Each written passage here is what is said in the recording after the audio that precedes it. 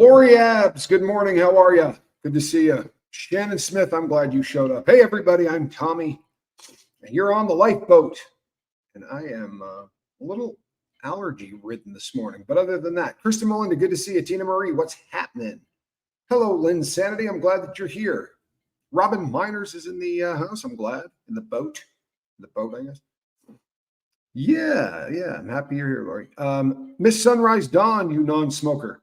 Good to see you. Chiming in from North Georgia. We're going to be talking about, there's just good stuff today, people. I'm going to tell you right now, if you happen to have made this one, you're lucky. Joanne Ventrilla, good to see you. Liz Tricks, what's happening? T-Frog, good to see you. Hey, Swedish Lena, coming in from Australia. Don't let that Swedish thing throw you off. Cooter by the Lake, how are you? It's a beautiful Saturday to be sure. Millie the Dandelion, one of my favorite people. Good to see you. Bunches of love and magical wishes. Well, I'll take both of those, man. I will take both of those. Dee Dee Razzle Dazzle, good to see you. What the hell? Is that looks like a parrot. Growing up, we had a macaw named Barney. He was awful. To be really honest, he was not a good bird. Jason P., good to see you. Hey, Kristen Melinda. Shelly Kelly, you can ask for ones. You're darn right. You're in the right place. You are in the right place. Well, Lori, I am glad to hear that that my son has been of assistance, and I'm glad that I can help. You know what? He's a good man, my kid. He really is. Anna, good to see you. That would be Kathy Knittig. Pretty sure I got that right. If not, it's Dr. K. Mara, good to see you. Lumen, what's happening? You're going to miss tonight? Oh, but you're going to go hang out with Ringo and his friends? Holy heck, I would be excited about that too. Ringo still tours, and usually he has he's got a group of fairly famous musicians with him that are talented as hell. He puts together a very cool lineup. I would be stoked for that as well. That's very cool. Tina Marie, good to see you. Tell me something good. You're in the right place. How's that? Good start anyway. I promise not to sing too much. Carry on. Good to see you. Patraz 20. Afternoon? Well, not exactly, but probably where you are. Oh, Insanity, let me see. Arwa, good to see you. How are you? What else am I missing? Kestrel, there you are. Good to see you. Kestrel, I'm glad that you're here. T-Frog. Wow, now I'm realizing how far behind I am by some of the comments that I just read. Good Lord, I'm sorry. I'm catching up, I promise. Renee B, we'll get there. Hang out. I'm glad that Spanky stepped up to the plate last night. We'll talk about that though. Adrian, I'm proud of him. Diane, good to see you. Jeremy Shelton is in the house. It's a great day for Caddyshack 2 watching. See, this is we're going to touch on mental illness. So I'm glad you brought that up because that is definitely a sign.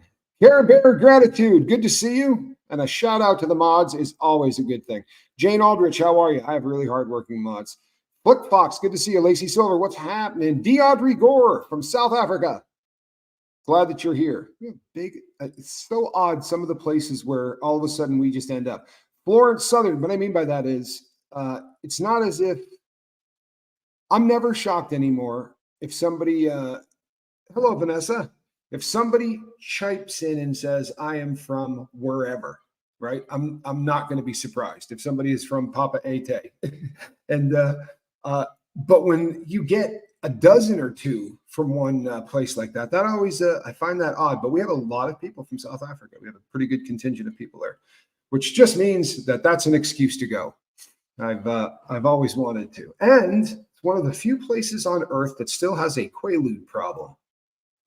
They call it Mandrax, but it was the last place on earth to stop. Hey, DJ Daddy-O, good to see you, Mr. T. Layla. Well, we were waiting for you before we started, so it's all good.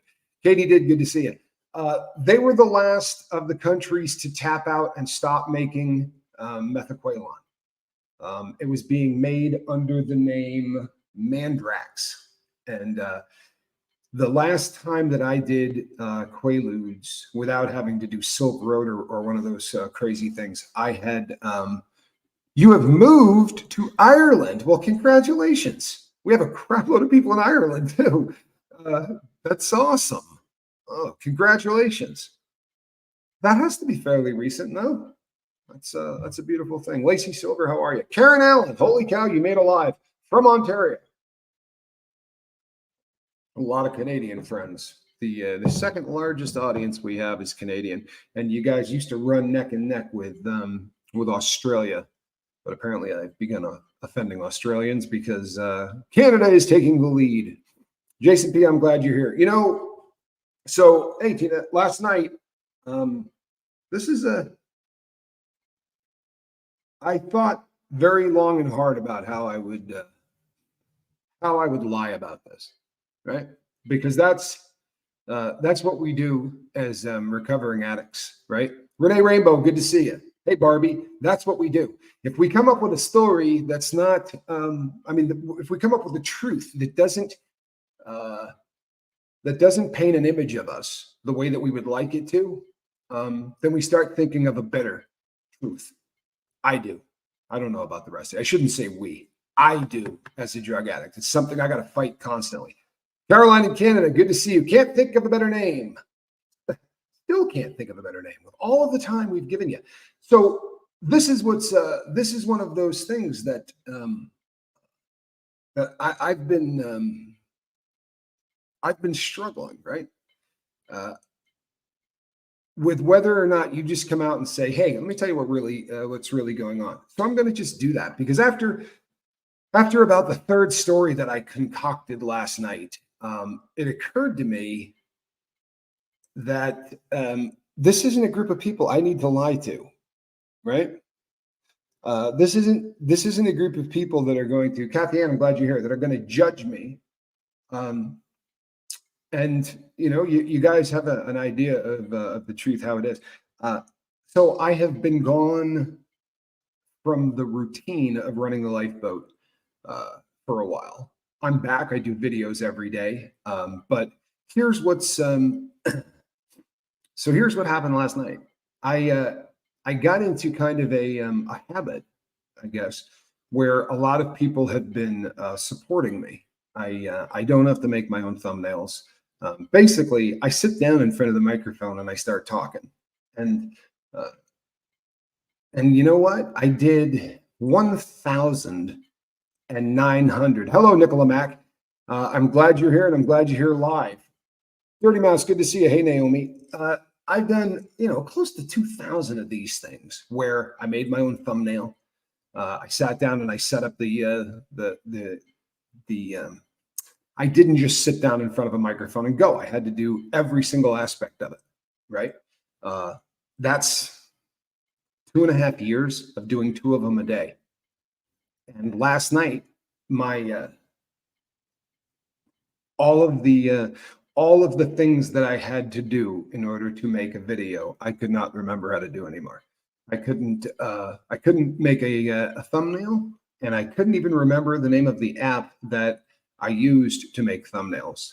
And so when I went to the app store and started to try to look for things that looked familiar in the sort of thumbnail making thing, and this was just this was a process. And by the time I figured out the thumbnail thing, which I didn't figure it out, by the time I came up with a different plan of how to take care of the thumbnail aspect of it, I'm not kidding you, I couldn't figure out StreamYard. And it's not funny, haha. I'm not laughing because it's funny, because it isn't. Sadly, the worst part of this is that it threw me into a tailspin of biblical proportions. You have lost 40 pounds, Nicola Mac. Well, God bless you. That's some discipline. It really is. That is sticking to a routine, right? That's getting on a program. I love that. Sierra Terry, Naomi Hales, good to see you. Lisa Trimble, thank you, Lisa Trimble. Great to see you. Lisa's probably this is it's not. This is probably less new news to Lisa and to a couple of others, but this was one of those things that caused me to kind of melt down, and that's really where my struggle is going to be going forward. It's going to be just letting it go and just saying, you know what? Don't remember how to do that today. Maybe tomorrow, that's going to be different. And I'll tell you what, when I woke up this morning, it wasn't different. I still didn't, there was no switch that went back on that made me, I got a different program, and I spent about an hour and a half learning a different way of making thumbnails with, I assume, a different app. I bet if I go back far enough, I could probably find where I used the app for free originally, and that probably left a watermark somewhere on something that I did. Yeah, it was just a very strange phenomenon. I have been on the downward slide of forgetting things, and this is starting to be a reality. It's and it's not the end of the freaking world by any stretch of the imagination. Currently, I'm going with Mojo's new product. In case you're wondering, I think somebody asked. Lena says, when the cognitive fog sets in, it can really bum us out. Best we can do is just chalking it up to reality and not sticking our head in the sand. Boy, there's a lot of truth to that. I think that there really is a lot of truth to that. My biggest problem, sadly, and this is, hold on. The problem for me currently isn't that I'm forgetting things. That's just going to happen. And it's going to happen to people in their 50s, right? It's going to happen to me probably a little bit quicker and maybe a little bit more extreme. But this is part of everybody's growing older. There's no getting around it, right? What can't be a part of it is losing my you-know-what when things don't work. Do I think the anxiety of it could be making? Absolutely. Oh yeah, absolutely. To be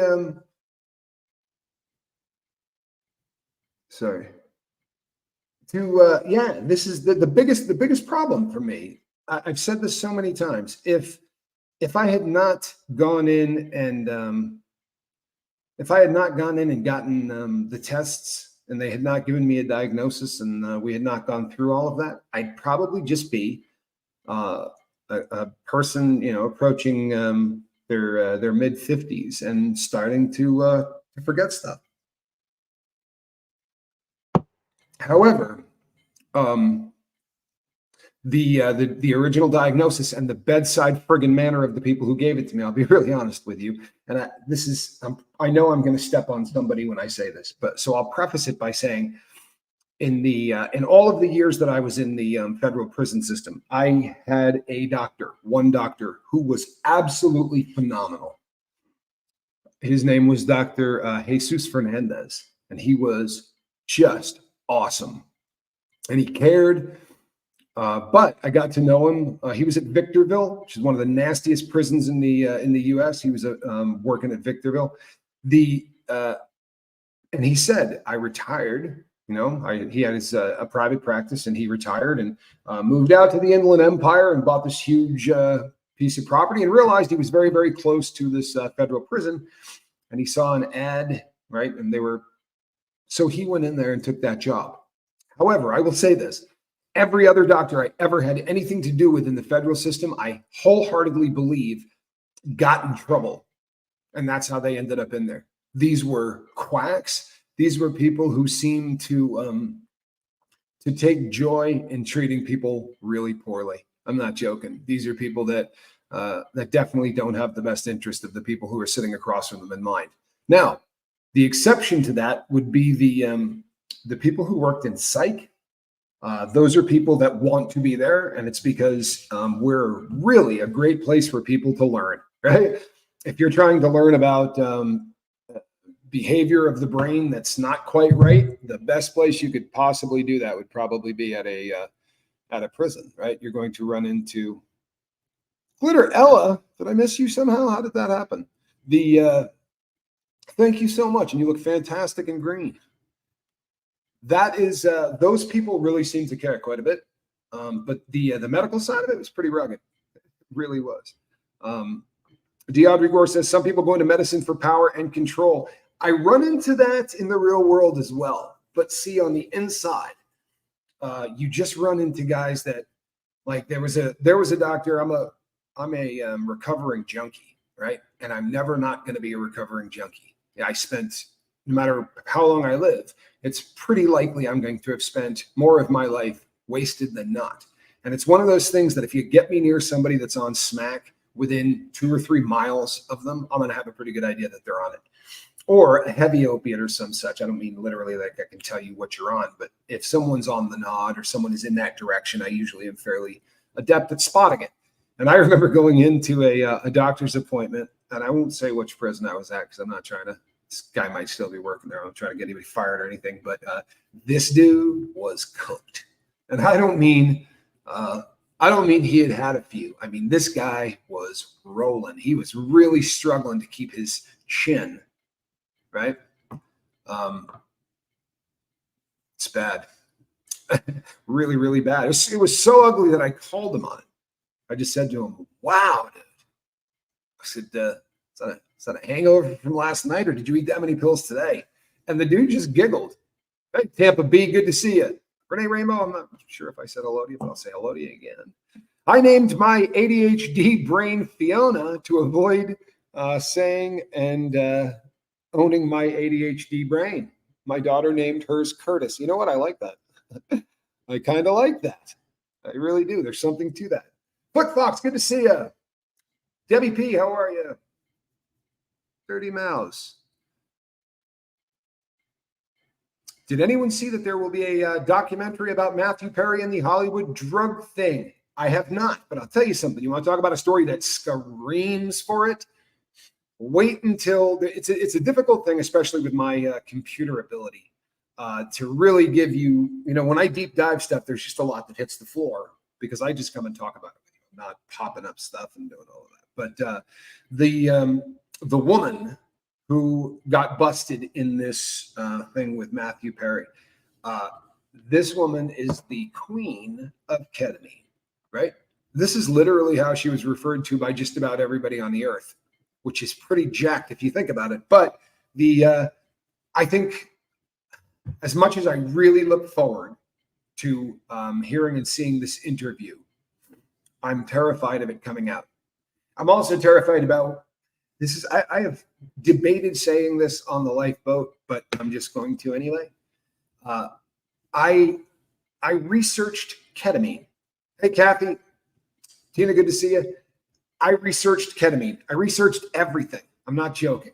There's nothing about. I am a drug addict. I would like a pill, a shot, something where you can throw a switch and I won't have to keep journaling. I won't have to keep doing all of these things that require a hell of a lot of effort just to be me. Can't there just be a pill to fix that? Right? Can't there just be a magic bullet, a one shot? Here you go. Let me write you something on my pad, and then you won't have to deal with this ever again. Okay? Well, obviously, those things don't exist. But when you're really feeling like you're having a bad time, and nothing in your book of tricks seems to work, right? Then you end up looking around for miracle cures and things that don't exist. And I have researched the ketamine thing, and here's my take away on this. And I think Shannon Smith will back me up on this because I've heard her discuss it a little bit as well. Scientology is not going to keep chasing after you the way the people at these particular treatment. I don't know. Treatment, I guess. These drug dealers will go after you as hard as Scientology or any other boiler room. I mean, we're talking about people that And I didn't chase this through to its final conclusion. I didn't meet with a human. I didn't get to any of that phase. The amount of hard sell, right? These people don't know enough about my psychology or what's going on inside my dome to be pushing this the way they're pushing it. I'm terrified, sadly, that I have high hopes for any of these treatments. I have high hopes for the psilocybin stuff. I have high hopes for the MDMA stuff, even LSD, any of these things that are allowing people to really open up. Shelly, good to see you, Shelly Cap. But it's different, right? When you start bringing in the people that want to make money off of it, because very quickly, Renee B, good to see you. Very quickly, it becomes instead of being, oh, we really want to help you get out of this, it's how much do we make off of each person that we get in here? And how many of those do we got to do in a month if we want to hit our sales? And then how many months in a row do we have to do if we want to win the Mercedes, right? Or the Rolex watch? I've been in boiler rooms, right? And you forget really quickly that the person on the other end of the phone is a person. And that's fine and dandy if what you're doing is just taking money from them, you're still a scumbag, but that's fine and dandy. If you're pushing a drug on them, I'm pretty frightened by that. And I think that I'm afraid that, no, here's the thing. That's a good question. And I don't want to mislead anybody on this thing. They're not doctors that are trying to get a hold of you. You understand? And the doctors probably, I don't know if they understand exactly how the people end up at their doorstep. Maybe they do, maybe they don't, right? Because as a retired scumbag and crim, I looked at this and thought, you know what? All you got to do is go find 3 doctors, right, that can write scripts for this stuff, that have gone through whatever, and then you just have to set up a room to bring them customers. You do not have to know anything about medicine, just straight boiler room. The leads are generated by people who go on to Instagram or Facebook or YouTube or any other platform. You've probably been bombarded with these ads. And it's pretty remarkable. It's pretty remarkable how hard this gets pushed. DeAudrey Gore says, my psychiatrist suggested that when I was taking a lot of acid, I was self-medicating because it forced me to open and drop defenses. Here's the thing with this, right? Whether you believe in psychedelic therapy or you do not, my experience has been as a drug addict. I'm not a doctor. I'm not a clinician. I'm a drug addict, right? Went to a lot of Grateful Dead concerts and did a decent amount of acid. What it has always done, and this is not just that drug, but it's any of the trip drugs, right? The dissociative drugs, the drugs that really kind of make you question whether or not you're actually a real human and the room you're in is real and all of that stuff. Like, it's not just, ooh, this is a buzz. It is absolutely you sort of taking a vacation from yourself for 8 hours, right? I have always found that what it does is it destroys your ability to pretend that you're something that you're not, right? I've talked about this on the boat many times. The Bolivian marching powder, the stuff that you suck up your nose with a straw. It will tell a jerk, it'll tell a jackass or a person that just is, has no personality. It will make them believe while they're doing it, they're the coolest person on the planet. They roll up the $100 bill and they, it's all very, there's something very Hollywood about it. And they pretend they're cool. It's a dick swingy, I think. Quibs, my girl would call it, like, it turns them into dick swingers kind of a thing. Dissociative drugs, when, if you're an ass and you take it, you don't find yourself pretending you're cool. You find yourself sitting in a chair going, oh my God, I'm an ass, right?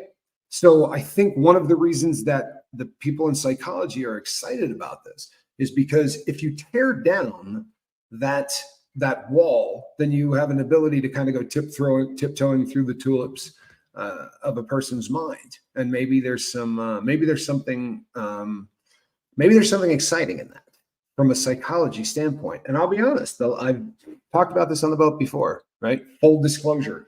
I have done psilocybin that way, right? Not to get wasted, but to sit down and you do it as an exploration of the mind kind of a thing. And it's effective even when you're alone, right? It's effective if you say going into it as opposed to I'm heading to a rock concert. You're going to sit in the back with a lighter and yell "free bird," right?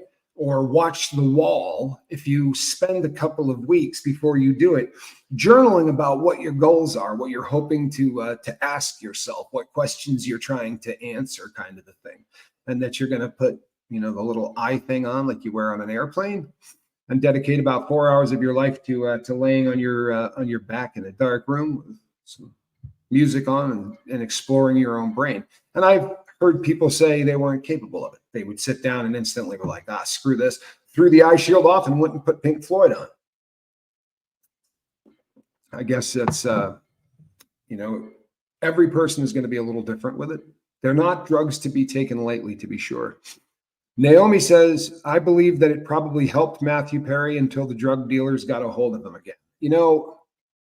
I think that this is pretty astute because, and here's my thought on it. And here's why I didn't do it. Here's why I did not follow through with the people at this place. I was gravely miseducated, I guess, right? What I thought that what was happening was akin to a microdose of psilocybin. Psilocybin therapy, they're not microdosing you. They're giving you enough of the drug to absolutely feel it. The idea is you are supposed to disassociate, right? But you're not taking it on a daily basis. It's not something you're taking more like an antidepressant. So I was under the impression that they were giving minuscule amounts of this stuff in each dose. And that's not the case. After now having talked to multiple people who have done it recently, it's these doses are enough to rock you. Yeah, Shannon Smith says it feels like a used car dealer. There really was that kind of a feeling, right? It really seemed very, very odd to me. Then I didn't get, I got my driver's license at 46. How's that? I mean, I got one when I was 16 or whatever, but because of my previous occupation, having a valid driver's license was not a possibility, nor was it something that I was aspiring to do. But I want to tell you something. Walking out of a Department of Motor Vehicles with a legitimate driver's license in my hand was absolutely remarkable. It ended up being a way bigger deal than I would have thought it was. Honestly, just holding it in my hand was a trip. I think I did a show that day, but it was really it was a very, it felt great. I'm not going to lie to you. I felt like a citizen. Catalina, good to see you. I agree that ketamine has its place in medicine. Licensed, supervised medicine. Sadly, those who sold to Matthew Perry were licensed medical staff. Some.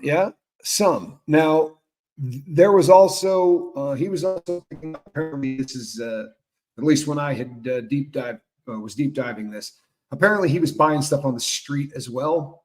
And the stuff that's on the street these days, more than likely is not coming through this same process. And I never want to say anything on the boat to encourage drug use. I never want to say anything on the boat that's going to make it easier for somebody to become an addict or to do anything. So I'm not going to get into a bunch of details, but I will tell you this. You cannot believe how easy this drug is to get, right? This is not a drug that people have and it really has always been this way. This is a very, very easy drug to get, sadly. And it's been, Tampa B says ketamine treatments didn't make me trip at all. See that, and I've heard this both ways. That's Tampa B says absolutely not a feeling. I have had other people who said to me, I said, were you able to drive afterwards? And they said, drive? Man, I could barely walk. So I think, and then that makes a lot of sense if you think about it. You know what I mean? I never overdosed once on heroin. Never happened, right? And I attempted to. right? Intentionally, I've tried to. I was really built very differently than the average person when it came to that. And I have seen that across the board my entire drug life. There are people for whom, the smallest amounts will absolutely floor you, and there are people for whom you could take a mountain and not get the same effect. Sadly, I'm not sure that the way that they're running this program takes a lot of that into account. If the ketamine treatment does nothing in terms of making a person trip, right? If they're not feeling that feeling, that's great. But if they're the other direction, it would be really lovely to think that there were a bunch of professionals there to protect the individual. But this is depending on the state. This gets really kind of loose and fast. Gamer Jackie says, Tommy, I think you would like that umbrella guy from last night. His haters were digging into his personal life too. He talked about addiction and people who try to derail others' recovery. That umbrella guy. I'm not sure if I know who that umbrella guy is.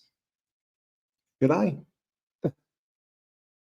Mental health, being a therapist, dealing with child victims, dealing with false CPS reports from haters. You all have a lot of similar stance on circumstances of how you became addicts. Where would I find this umbrella guy? Am I stupid? Should I know exactly what you're talking about? Because I don't. Catalina says legal opioids also have a legitimate place in medicine for those suffering from severe chronic pain, debilitating disease, and cancer. I have never badmouthed opiates. I promise you won't hear me say that they should be removed from earth or any such thing. In fact, we talked quite a bit about this. I think that the victims of this epidemic that are suffering the most are not those that pass away, sadly, right? Their suffering ends. The victims in this, big time, are people who have chronic pain, people who are going to live one of two ways, treated with opiates or miserable, and that's the rest of their life. And unfortunately now, when you walk into a clinic, very often you'll be treated like you're me, right? Even if you're going in there and all you need is a quality of life. Now, I watched that kill a friend of mine last year, right? The people that were giving him pain medicine, honestly, this is a guy that the number of procedures he had, this was nobody that was faking it. There's no malingering. This was real horrific pain, and they didn't give him enough, and he would treat with what they were giving him and a little bit more from the street because it just simply wasn't enough to treat pain. And that's not a game you can play anymore, right? And it killed him. So those to me are the biggest victims currently of this epidemic. Hold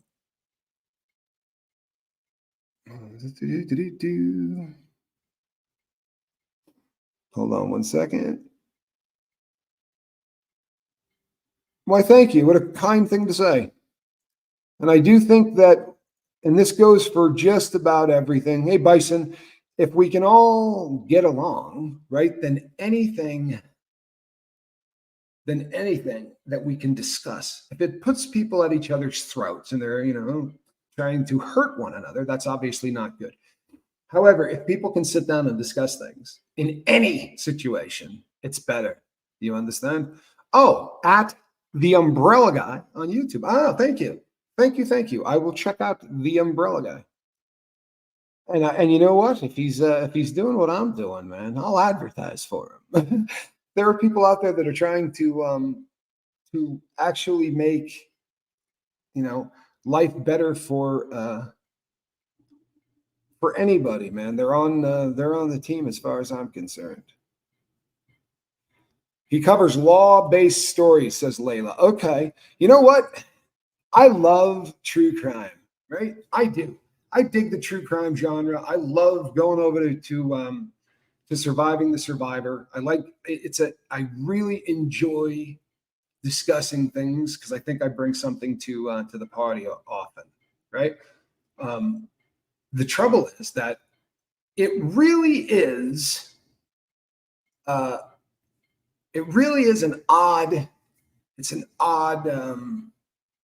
it's a very eclectic proud of people that get into that. And from the very highbrow, super articulate, super well-educated, open-minded, kind folk to some real serious haters on both ends of the spectrum. I really, really dig that umbrella guy. Thank you, WP. I really dig Joel and his mom and his wife. They're just very different. You know what I mean? It does, in spite of the fact that the subject matter there is often really, really hard and really difficult. They seem to pull off a much friendlier format. I really dig it. Covered the Johnny Depp and the Marilyn Manson case. Well, that'll get you some hate right there. For real, they've got some serious fans. All right. Pain last night and sleep deprived. Feeling sorry for myself today. I needed the lifeboat. I connect here with people that understand and let's see here. That understand that are going through things too. You are warriors. And now I feel like one too. Well, you should. You absolutely should. And I'll tell you something, people. We're all fighting. And the one great thing that has happened from me struggling with some depression and being open about it is the number of people that have come out of the woodwork to say that not only do they suffer with depression, but this is the first time they've ever told anybody that. And if those people are all telling me the truth, then this might be the best thing I've ever done on YouTube, and it might be the best thing I've ever done ever. For real. Sending well wishes to you. I enjoy London Arts Crime Weekly and Kimberly Danielle Hallen. True Crime Daily is also good. Well, thank you. Now I'm going to have to go back afterwards and screenshot that because I will forget those, but I would like to check it out. The number of people that are affected by this who feel like they cannot say that, right?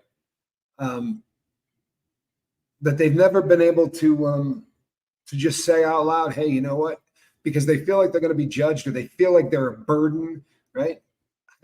Honestly, people, we are so much more of a burden if we suffer in silence and we leave everybody around us wondering, what did I do to make Tommy mad? You know, I wonder if I said something because he seems really off. Or, you know, everybody just starts to make allowances until the word is he's just not very social.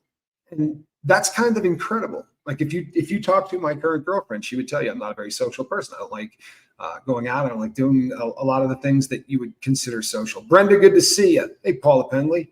And you know what? I used to be probably the most social cat on earth. I was not a guy that was ever really alone, right? I was always Shannon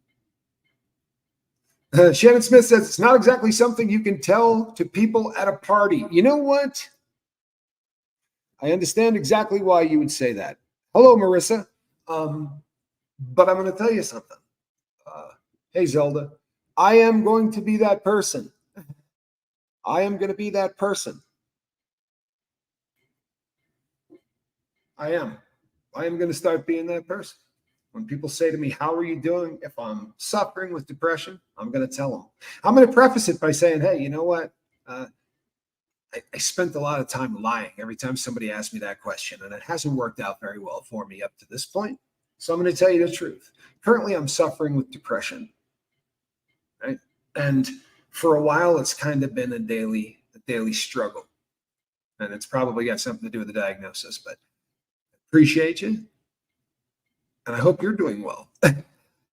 Honestly, I'm done again. I'm starting to wholeheartedly believe, and you can get offended at this point if you'd like. But if within my sphere of influence, I come across people who believe in anything other than, say, just themselves, if they believe in a source, a God, a higher power, whatever the hell you want to call it, people will say, my God, there must be something that, in store for you, because how are you not dead? Or how is it you can still talk? or you're not locked up forever, right? It must be something. I think that maybe, honestly, maybe just being really honest about how messed up I am when I'm messed up is maybe why I'm here. I'm not joking. If you knew the number of people that have reached out to say, I'm depressed, and I hit all of them back. I'm talking about people that say, I've never told anybody this, but I've been struggling with this for so long. And I emailed all of them back and said, 9 o'clock, okay? 9 o'clock this morning, I'm going to be talking about this. And I'm going to talk to you about the 10 things that, the 10 things I've been doing, because as I have said on at least one previous show, I've been open and honest about this. Sending lots of love your way, my friend. You will never have to suffer in silence as long as I'm around. I love you, man. Thank you, Hockey Town John. You make the boat better. And that's always such a nice thing to be able to say about somebody. Hey, Carrie Bemis. Darcy, good to see you. This is what I have kind of compiled as, if you want to, I've been open and honest. My thoughts will get dark. It is what it is. When I'm struggling, I'm really struggling, especially if I can't sleep and I'm up and it's late, I struggle. And I think thoughts that aren't good. And I'm sure that everybody has done this. Now, before anybody freaks out, I'm not going to act on any of these things, right? I'm not. But if I don't tell people that I have those thoughts, then other people don't email me and say, you know what, I get them. I get those thoughts. Number 1 on my list of 10 things, seek professional help. You hear me? This is a YouTube channel. I dig you guys. I know a lot of you care a lot about me. I am dealing with professionals behind the scenes and constantly bringing on more. Hello, Lynn. I mean, constantly bringing on more. You need professional help. If you are suffering with depression, right, a sadness that you can't explain, that doesn't want to go away, right? Can't seem to get out of your own way, then you need to seek professional help. Number 1, don't mess around in this. If it was physical, right? Let's say your leg was broken at its thigh. Thank you, Lynn. I appreciate your honesty. Lynn, those dark thoughts got dark enough that on January 4th of 2009, Lynn failed, thank God, to leave this planet. And it does get that dark. Don't trust your 5. Don't trust me. Don't trust anybody, right? You need to go talk to a professional. These people, this is what they do.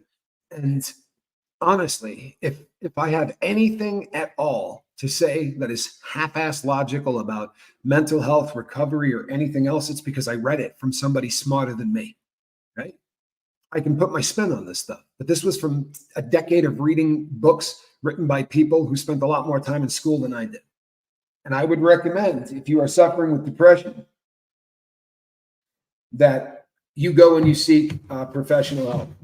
Consult a therapist, a counselor, right? Cognitive behavioral therapy is huge. If your diagnosis is bleak, DBT, there are so many different forms of therapy now that they've developed. Please talk to a professional. I promise you, it saves lives every single day. Thank you so much, Lisa Trimble. I love you. I'm glad that you're here. I really am. Naomi says, that kind of ideation, the big S word, is normal. More and more organizations are realizing this, and ideation doesn't equal action. Correct. 100%. By the way, if this is triggering people, then I would recommend that you bail. But you know what? Push it maybe a little bit for real, because it shouldn't trigger you. This is a healthy discussion. These thoughts are normal, right? Not telling anybody about them is probably not a great idea, for real. As I've said so many times, if you keep jamming crap into your closet, right? If you just keep pushing stuff into that closet in your mind, it's going to get out, right? It's going to get out. Let it get out your mouth. Let it get out your hand. If not, it will tear a hole in you to get out. And those are thoughts that you just can't put away. It's worth trying to explore. I don't know where my dark thoughts are coming from. What I can promise you is I'm not hiding the fact that I have them. I'm talking to professionals, and that's huge. You got to stay physically active. And this is one of the hardest, number two. It's one of the hardest things in the world. If the mind is incredible. And when I'm suffering, I really, as I'm suffering, one of the biggest problems I have is that it translates into physical pain, right? Especially because of all of the problems that I've had over the course of my life with injuries. It translates very seriously into physical pain. So staying active, right, it becomes this self-fulfilling prophecy. I get depressed, my body starts hurting. I don't want to work out if my body is hurting. This is where that living as if, not faking it, because I have to live as if I'm feeling better. If I'm not taking care of the basics and staying physically active, I'm telling you, depression, what do? I stay in bed, get your ass out of bed. I'm sorry, it's going to be the hardest part, but get out of bed. Get out of bed, take a shower, drink a cup of coffee, work out, do what you do when you normally are not suffering with this. I almost committed this week by telling my, almost got committed this week by telling my primary doc about my depression.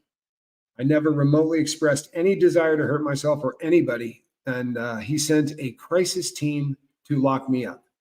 Good Lord in heaven. That's absolutely insane, right? Tina Marie says, Tommy, sometimes those automatic negative thoughts are caused by disease and no other reason. Yeah, or physical trauma. Traumatic brain injury does this to some people, right? But I'll tell you what, you're not going to figure it out in a self-help group. You're not going to figure it out in a peer support group.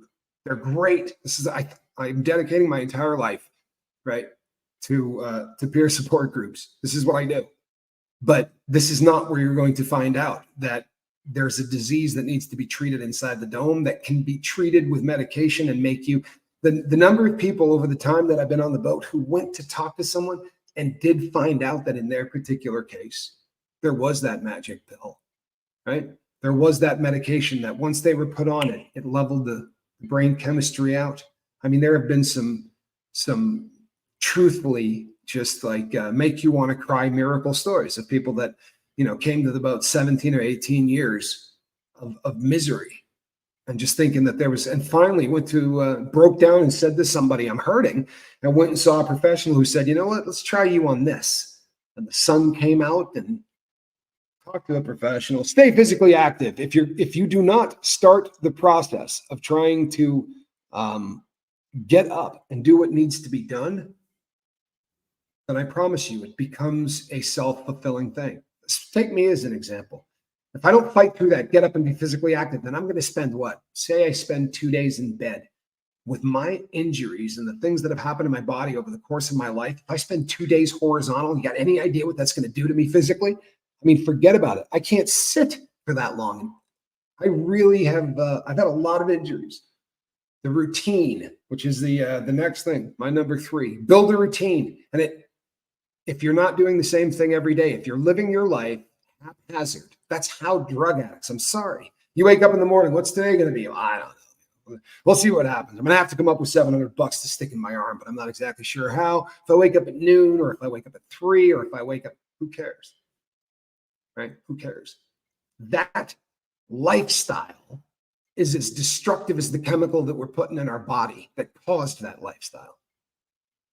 A routine is the greatest thing in the world. That's why I bust everybody's chops about getting up in the morning, making your bed, brushing your teeth, right? Going to the kitchen and making breakfast. I'm not a breakfast person. Become one. Become one. I think it's part of your routine. You can't go to somebody and say, I'm suffering from this, and this. Are you eating, sleeping, and exercising? Are you eating, sleeping, and exercising? I don't mean Schwarzenegger, but I mean walking around, getting the blood flowing, getting up. Right? If you're not doing those 3 things, well, then we haven't eliminated what could be causing this. Terrifying, but true. So you got to get a routine going. Start living as if you would live if you were not suffering with this level of mental of depression. I have dealt with depression my whole life. I even had a 5-year period where I didn't leave my That's either house or room. I wish I'd asked for help sooner. My life is great right now, but I always know how easy it is to slip. Love you, bud. You know what, Amy? Thank you so much for this, for the support, and for a comment that I know people are going to read who need to read it. In fact, I can think of 2 or 3 off the top of my head. It's hard, right? It's hard. But that routine, you have to break the one that you're in. If you've spent, 60% of the last year in one room, we need to make some changes. We need to make some changes. The stimulation that you're getting visually, right? I know there are people that are unable. I have a guy I love who is not able to get up and leave the room he's in ever again. But if you can, I would recommend that you do. It will wildly change you. 4, you got to start connecting with loved ones. And I was going to just write down connection, right? I really was. But it's more than that. It is. There has to be real connection. And I don't mean they have to be people that share your blood, right? There are so many people here I love. I'm not at all messed up about saying that. People used to give me a lot of crap about that. There she is. Miss Dragon, how are you?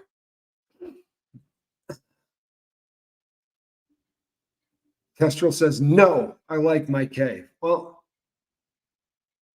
if I come to town, will you leave that cave? I'd like to think that there's something that would get everybody out of their cave, right?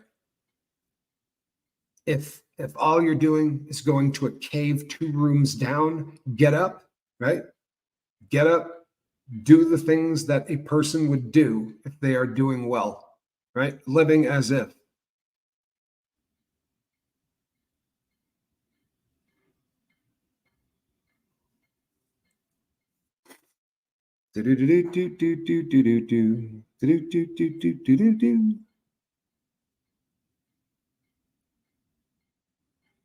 Sorry, hold on. I think I'm missing a thread.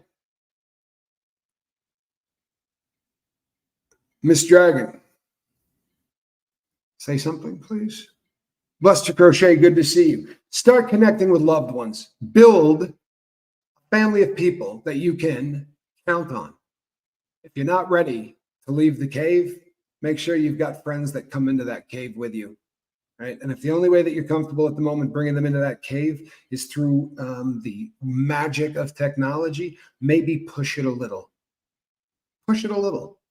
Start FaceTiming, right? Start showing your face while other people show you theirs. Push it a little bit. Start that connection a little bit more, because the starving ourselves of connection is destroying our world.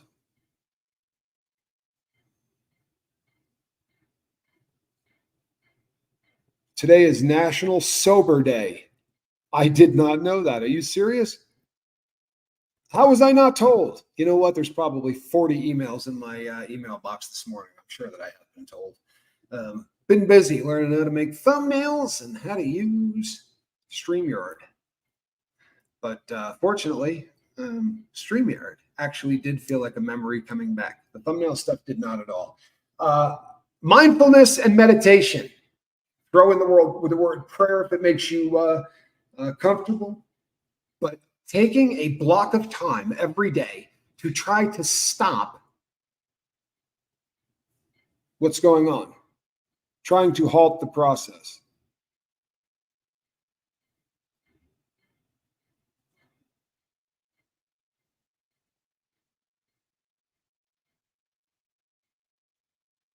I'm sorry. I was looking for thoughts and prayers, please, Miss Dragon. Let's keep them going, huh? It should be the easiest to cut out, and there should be no chemo. Well, thank God. I will reach out to you. I have always said that this is not a. I have a couple of stories for you. Miss Dragon, and I will reach out to you. But the boat is going to sail with you through this process, and we're going to keep you in thoughts and prayers and love. And I love that there's not going to be any chemo. I love that. So our girl will be right as rain. But you of course will not be allowed to do it alone, especially while we're talking about connection and building a family. I'm glad. I really am, especially that you won't have to endure the chemo stuff. A lot of people here are going through it. It's hard. Number 6, hygiene. No joke. This is real, right? This is real. I'll find myself on day 4 without touching my head, right? Without shaving. My beard will start coming in. These are the canaries in the coal mine, right? Kitty litter not being done. These are things that tell me before they tell the world that something's not right. And you know what? I got to shave my head. I got to shave my face. Right? I got to get up. I got to get in the shower. I got to do the things. Take a shower. That's right. Huge. You know how many people stop taking care of themselves? Okay, inside prison, they have something. If you've ever done time, you've heard people call someone a J-cat, right? The term J-cat is an insult in prison. And I'm not offending anybody, especially since we're talking about my mental illness currently, but J-cat is used synonymously with how you would use the word crazy, but in a really derogatory way. And where most people don't know where it comes from, but it's an actual, in the filing system in the prison, a category J inmate is someone that cannot be left around other inmates because they're mentally unstable. And the first symptom is they stop showering. And if an inmate goes 3-4 days without showering, they get concerned. If they go a week or 2, now they're going to start calling you category J. And they want to get the person then, because if they do not, why shower if you never go out? Because it is symbolic. You understand? It is symbolic. There is something amazing about the power of water rushing over your body, right? That 5 to 10 minutes that you spend in there with water cascading over you, taking away the negative and leaving you feeling fresh and new. Then scrub the crap out of your grill and make your bed. 3 things, simple as hell, that tell the day I'm going to succeed today, right? From the time I open my freaking eyes until the time I close them, I'm going to succeed today. If there's something that gets in front of me, I'm going to conquer it. If there's a goal that needs to get done, I'm going to finish it. I'm not going to procrastinate. I'm going to attack today. If you don't make your bed, that's not going to happen. If you walk out into the day without being showered, that's not going to happen. Your first attempts at being the best version of yourself got blown off at 6:30. I promise you, it'll absolutely help.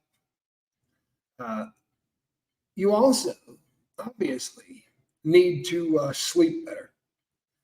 Depression disrupts sleep patterns. Your environment where you sleep, this is something that I think a lot of us take for granted, but where you sleep, like I got friends who sleep on the couch in front of a television. It doesn't work. I promise you it doesn't. If you think it does, you're wrong. Your brain, even asleep, is going to be reaching out for crap it hears, trying to reassemble it. I promise. It's a bad idea. Yesterday was such a blur. I had to touch my legs to see if I remembered to shave last night.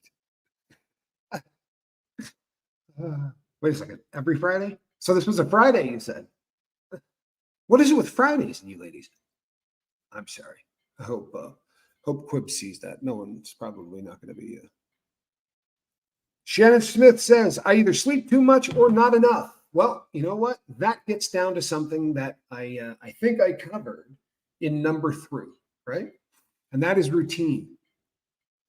What has to happen, and this sucks, but what has to happen is you need to go to sleep at the right time and you need to get up at the right time. .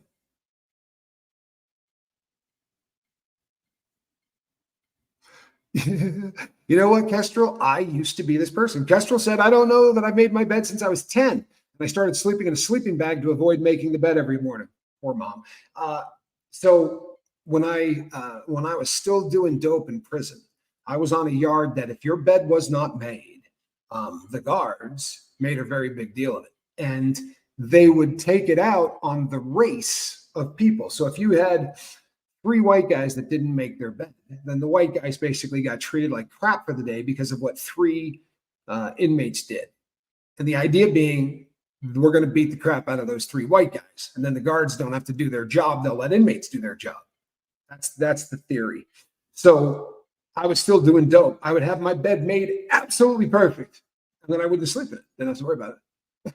I'm not even kidding.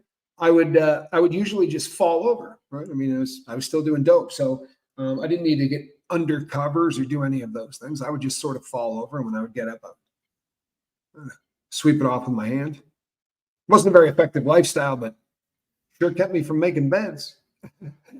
I'm a lot happier crawling under those. There is something about crawling underneath sheets that do amazing, amazing things for you. It really does. How about eating a balanced diet? It's going to make everybody happy. You got to bang out food throughout the entire day. You don't eat because it tastes good. You eat because it is fuel, right? Now, if you're struggling with eating too much, routine becomes a very big deal. By the way, the number of shows that we've done on weight loss and on sugar and on things like that, there's a gazillion of them, right? Of the 2,000, I don't know how many shows we've done. We've done a lot on weight loss. A lot. Limit alcohol and substances. By the way, I'm not brushing over food, but food, exercise, and sleep. Food, exercise, and sleep. If those 3 things aren't happening, then you're screwed. I used to do the exact same thing. I would sleep way too short or I would sleep way too long. And the reason was there was no friggin' routine at any kind. I might fall asleep at 2 a.m. or I might fall asleep at 4 a.m. or at 10 p.m. It just, now I have a routine.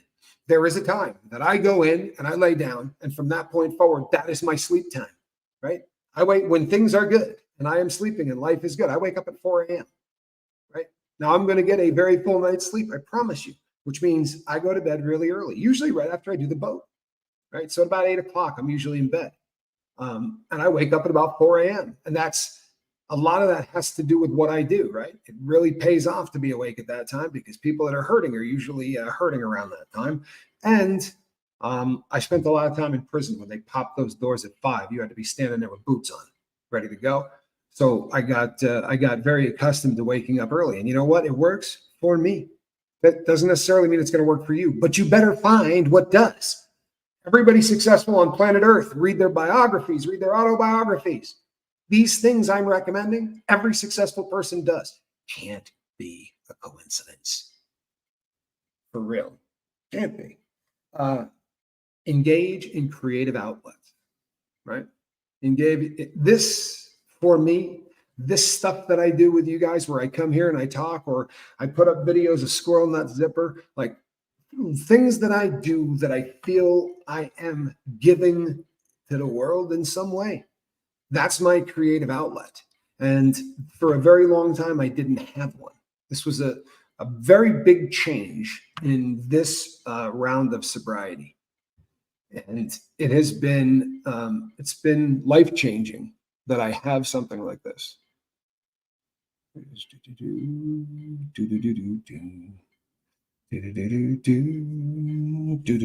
Dirty Mouse, congrats. Lost 50 pounds. That's awesome. Tip, only sleep in bed. No phone, no TV, no reading. If you wake up in the middle of the night, go into another room to read or look at your phone. You know what? That's a really great piece of advice. That really is. I'm guilty as hell. Guilty as hell of taking my phone to bed. This is a problem. I didn't do it last night because I got yelled at by Quibs. And She made a good point. So last night I left my phone plugged in a different room, and it definitely benefited me. Why, thank you.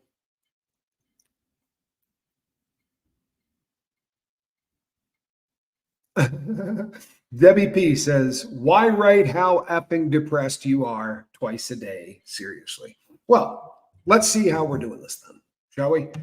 If I sit down and I write into my journal, it's 10 minutes after 10, I'm really depressed. Things really suck, right? That's not really how journaling for me works. I will sit down and I will write, I'm struggling. I'm really depressed. Then I will start to explore, right? Why do I think I'm depressed? This was the epiphany, and it may sound really stupid, right? But this to me was like a kind of a moment. I have tried to define depression, and I've not lived with it, right? I've had small bouts or whatever where I felt sad or I felt doom and gloom or whatever, but I didn't really live with depression until this batch of sobriety. And I'm sad, right? I have this sort of overwhelming feeling of just being sad. And I have a pen in my hand, and I can't tell that book why I'm sad. To me, this was an epiphany, right? It was that hard, sad emotional feeling with the inability to say what I am sad about, right? But I'm exploring in that book, right? I am not right now in the same home with my lady. She's on the other side of the country. So is her boy. That's worth exploring, right? That's worth exploring. Maybe the fact that I'm not there is it. Maybe that's it, right? Well, I don't know. I can hop on an airplane and go back. There's still some things I got to take care of here. I do have a business, or I could try to figure out what the hell is wrong with me by writing. And it doesn't end up with me writing twice a day how effing depressed I am. I will start by something along the lines of still really struggling with that feeling of impending doom. I don't feel that today, but that's what I felt yesterday.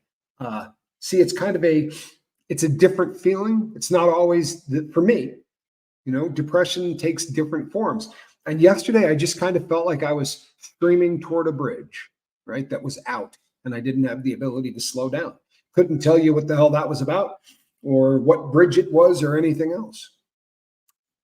But you know what else I did? I wrote down a couple of goals, and they weren't huge. They were very realistic.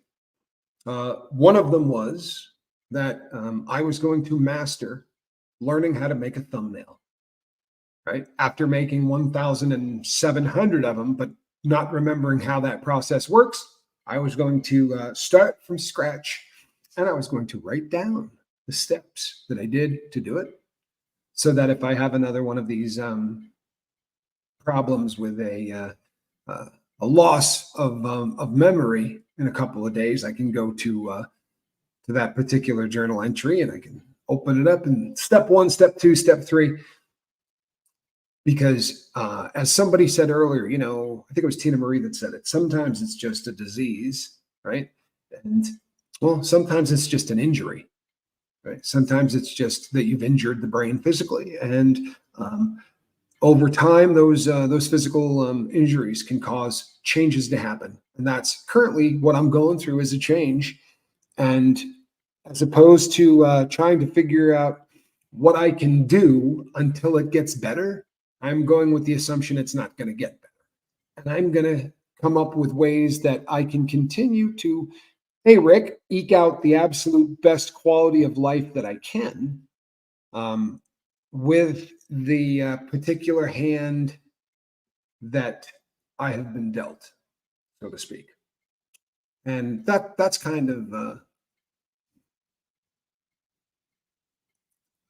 where I'm at. Zelda, I understand what you're saying. Zelda says it's hard when you live alone because you don't want to cook for one. And I get that. I'll be honest. I end up there's things that I eat a lot of because it's convenient. And there's things that I eat a lot of because I am just a creature of habit.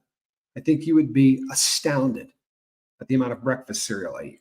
I think Jerry Seinfeld has nothing on me. I eat a horrific amount of breakfast cereal. but I like it. I think the most important part of all of this, all of it, is that we don't become our own problem. You understand? I lay in bed for 2 days. Everything that happens from that point on is going to be Alpha Foxtrot Uncle, right? Nothing good is going to happen if I spend 2 days in bed, because my physical ailments are now going to make it so that I can't do the things that I have to do. And it becomes this snowball. And in 8 months, I could be laying in bed going, what the hell happened? Boat's gone. No one talking to me, right? All my friends wondering what happened. We can really let things get away from us. I've talked to people who have let 4, 5, 6 years slide by instead of saying, somebody help me. I'm really struggling. I need help. Everybody remember what number 1 on my list was? Number 1. Didn't mention the lifeboat or me. Seek professional help. There is absolutely no shame whatsoever in suffering from anything, between the ears. If you're suffering with depression or anything else, if you're suffering with mental illness, the shame should be in letting it go untreated. Honestly, not in having it. But if you're letting it go untreated, shame on you. For real. There's enough people here that love you that will say, good for you, man.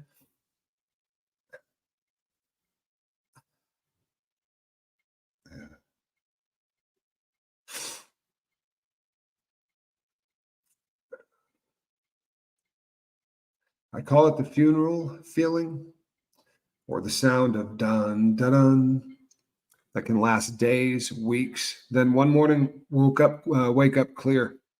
Then overwhelming relief and fear of the next time. This I could see where that would be a recurring theme.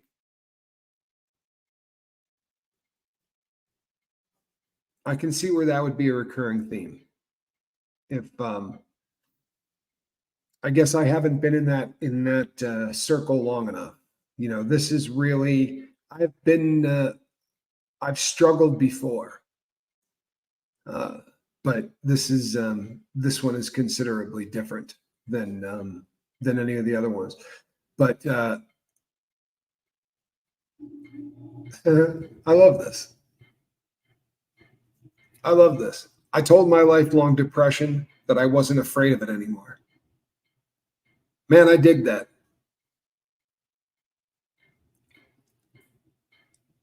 Yeah, I dig that. I really do.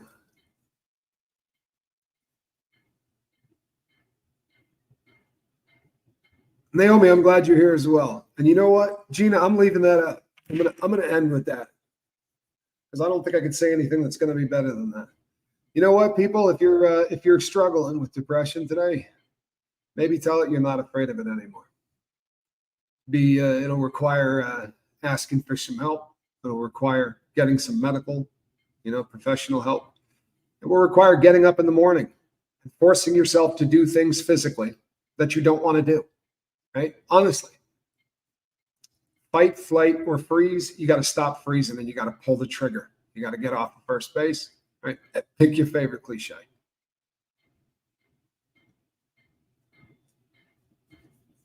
Yeah, Bacon Bit says, I hate how often people will say, just don't be depressed. Oh, shit, why didn't I think of that? You mean I just, yeah. What do you know about that? Months into this, I should have just smiled. Would have been so much more convenient. Yeah, it's, I think that less people say it these days. There are still some people out there that don't have the memo. There are still some people out there and God bless them, they want the best for you. But what they have had in their life is not depression. What they've had in their life is they've been sad. And you can sort of pick your chin up when you're sad. But it's a little bit different. All right, people. I'm going to be back tonight. And there's nothing wrong with Spanky, by the way, but he's been working his tail off, and I figured giving him giving him a morning off. Might have been a nice thing, and he was pretty happy when I suggested it. All right, people, I will see you this evening. I love you all. I really do. Don't suffer in silence. Right? And between now and the next time we see each other, reach out and try to save somebody. All right? Andrea, have a great day. Bye-bye.